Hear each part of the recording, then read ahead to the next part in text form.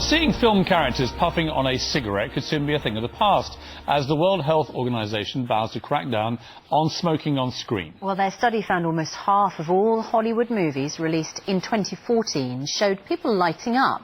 Now health chiefs want such films given an 18 rating. Dr. Hillary explains. Characters like Cruella de Vil and a caterpillar in 1951's Alice in Wonderland were all partial to a puff. Even the actors in the 1982 version of Annie were lighting up. Nice to meet you, Mr. President Roosevelt. The World Health Organization thinks seeing smoking on screen encourages youngsters. So, could our childhood favourites end up looking very different in the future? Well, joining us now is Simon Clarke. He's the director of pro-smoking group Forest. Welcome to you, sir. Good morning. Pro-choice, not pro-smoking. OK, so do you smoke? No, I don't. Have you ever smoked? The odd cigarette when I was 16, but no, not really. Why would a non-smoker like you be so exercised about smokers' rights? Well, I see this as part of a bigger picture, and I think there's excessive regulation in far too many areas that affect people's personal lives. But I do also think that smokers have had a pretty raw deal over the last 15 years or so. The majority of smokers choose to smoke. Many of them enjoy smoking, and that often gets overlooked.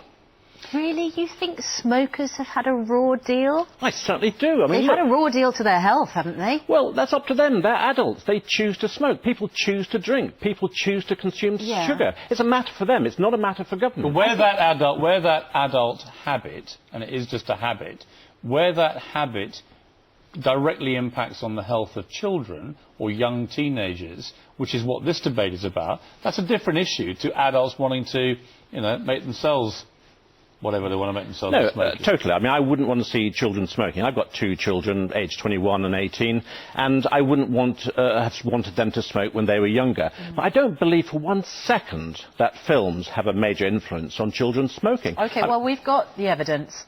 Children aged 10 to 14 who view many movies with characters who smoke are more likely to try cigarettes themselves. That's according to an official study back in 2012. In 2011, teenagers who watch films showing actors smoking are more likely to take it up, according to a survey of 5,000 15-year-olds. Yeah, these surveys are very subjective.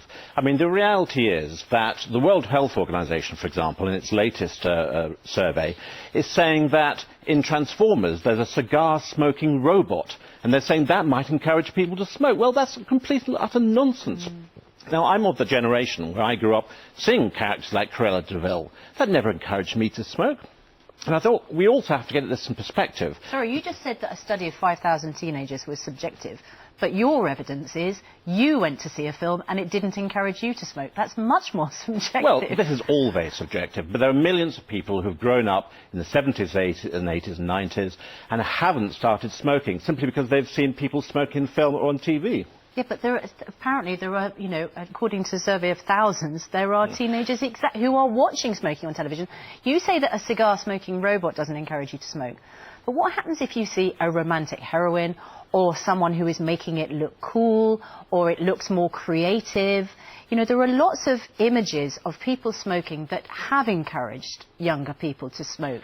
And isn't there an argument that those images should either be taken out of films or that you should be, an adult before you see them? No, because I don't want children to be completely protected from real life. And in real life, people do smoke. But let's get this in perspective. The number of children smoking in Britain and the United States is at its lowest level since cigarettes were invented. Is that something you celebrate as the, representative of the pro-choice smoking group? Of course, because we represent adults who choose to smoke.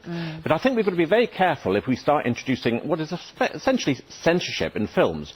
I want to leave it to the film industry, to individual directors and producers. Even according to the World Health Organization, only 36% of Hollywood films feature smoking images. So it's not a major problem whatsoever. All right. Well, thanks very much indeed for coming in to talk to us this morning, Simon Clarke.